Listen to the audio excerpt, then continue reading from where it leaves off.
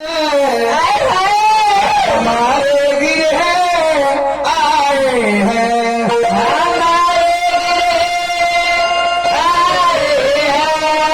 हैं।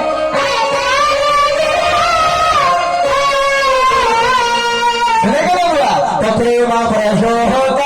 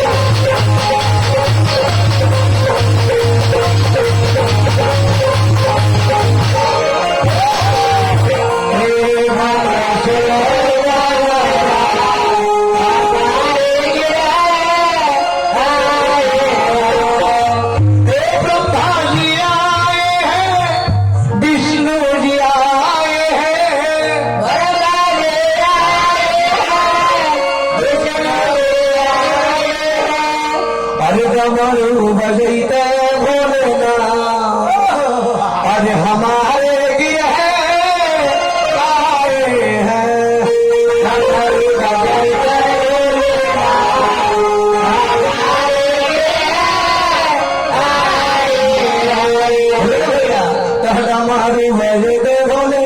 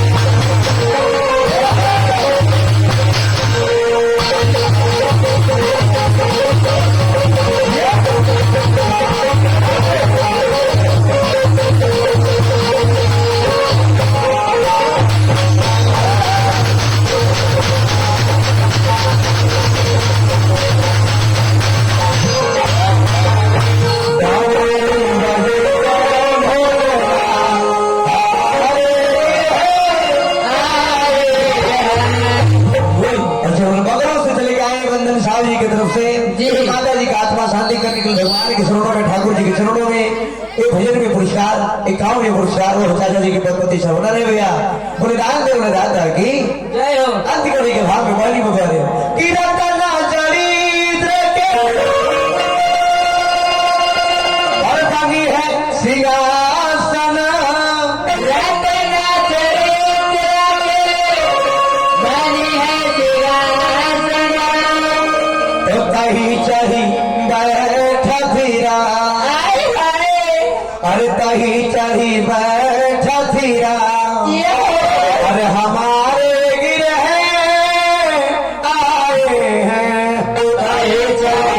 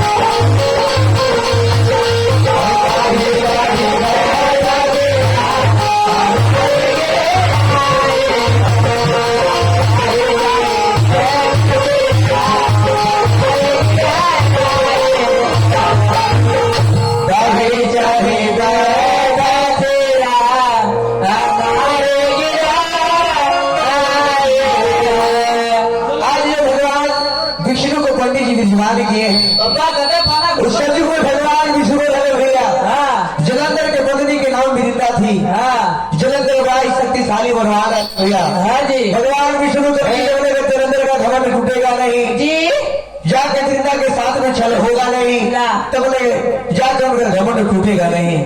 जाके भगवान विष्णु वृंदा के साथ में छल किए हैं उसी समय भगवान वृंदा कहने के हे भगवान अब विष्णु होके मेरे साथ में छल किए हैं जाइए मैंने आपको श्राप देते हैं कि आप शालिग्राम बन जाइएगा। आज वही शालिग्राम को भगवान पंडित जी विराजमान किए हैं। जब भगवान विष्णु शालिग्राम बन गए भैया भगवान विष्णु कहने के हे वृंदा हम तो शालिग्राम बन गए लेकिन जाइए मैंने आपको आशीर्वादी देते हैं कि आपका जन्म तुलसी घर होगा और जब तोहर को तो हमारे उठवा पर ना चलता है तब हमारे पूजा शुभ इसलिए घर में प्रमाण मिलेगा भैया कि घर में विष्णु का पिंडा होला और मस्तक में तुलसी का पेड़ लगा हुआ होता है। तो उस रात में बड़ा सुंदर भजन भक्ति होने से इंसान की मोक्ष की प्राप्ति मिलेगा भैया। लेकिन आगे तो ठीक मन लाग रहा तो ठीक है कि यहाँ जैसा तहाँ तैसा अरदास विश्वनाथ में तब मर्द कैसा आएंगे कोई कोटक हाँ मरवा मारी मोबाइल में हाँ आएंगे कोई कोटक का दल थोगे हाँ नया नया साल बदलेगा तब तक इनको चर्चे वो आ रही है आगे मगर सबसे ज्यादा